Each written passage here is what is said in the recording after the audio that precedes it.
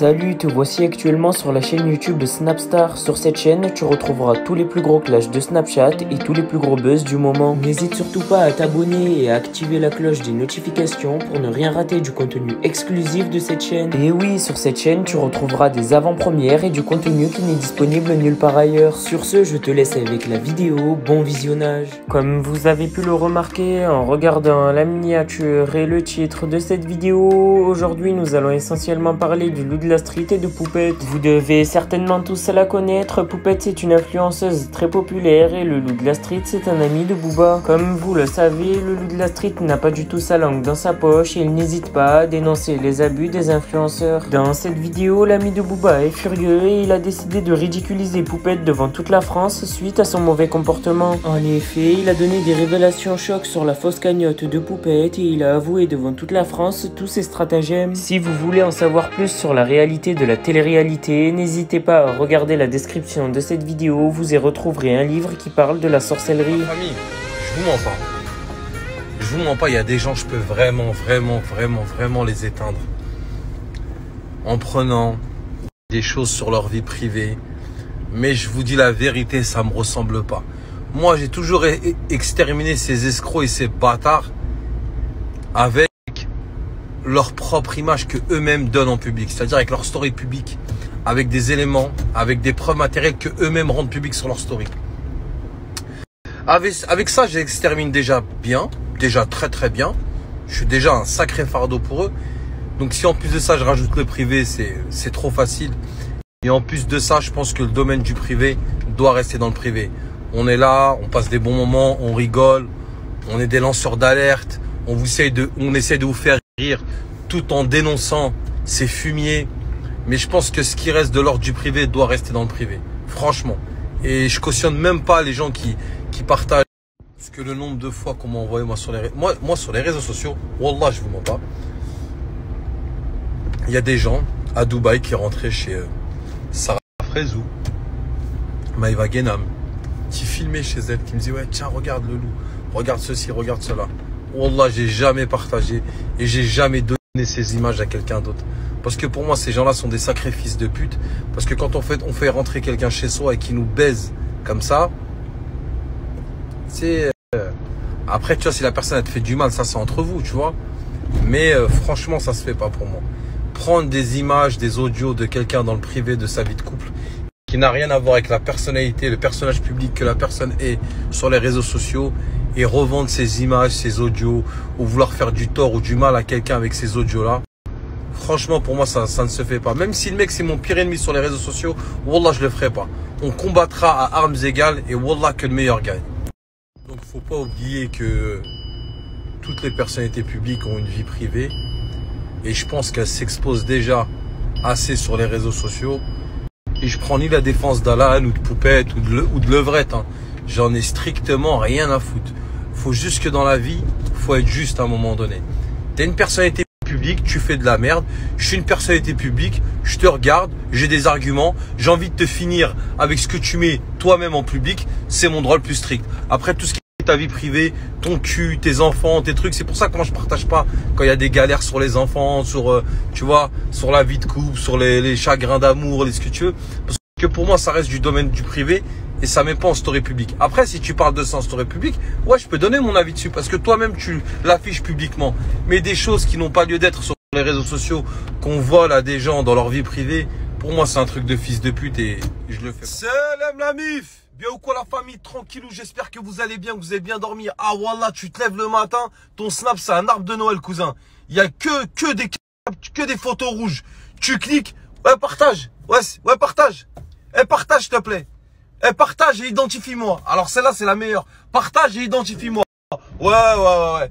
L'autre, une meuf ce matin, elle m'envoie, je vends des tartelettes à emporter avec un vernis écaillé, c'est sur les doigts. Il n'y a rien de pire pour une femme que le vernis écaillé sur les doigts. Tu peux avoir le vernis écaillé, tu vois, il commence un petit peu. Le lendemain matin, tu prends 3 €, tu vas à Lidl, t'achètes du dissolvant et des cotons, tu l'enlèves jusqu'à que tu refasses une belle manicure. Non, la meuf, elle veut vendre des tartelettes, elle dit partage-moi, identifie-moi, et elle t'envoie ça avec un vernis écaillé. Voilà, t'as envie de lui dire, tiens, moi je vends des rognons aux oignons. Tiens, tu connais les rognons aux oignons ou pas? Ou tiens, je vends un porte-bagages de Renault 21 Nevada, dur comme fer sa grand-mère, résiste à tous les intempéries, ne flanche pas, a déjà fait Paris-Mostaganem, Paris-Oujda, Paris-Zarzis, Paris-Bamako, dur comme fer, ne vous inquiétez pas. Porte-bagages de Renault 21 Nevada à vendre.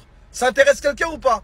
Voilà, continuez à jouer avec moi, vous n'allez pas savoir si vous êtes sur un snap de cuisine ou sur le bon coin. Salam la mif.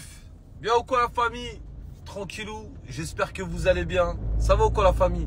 Tranquillou. Qu'est-ce qu'on aura tout vu? Qu'est-ce qu'on aura tout vu? On vit quand même dans un monde de tarés. Hein. Voilà, mais en tout cas, je voulais vous remercier la famille. Des échanges qu'on a en privé, en public.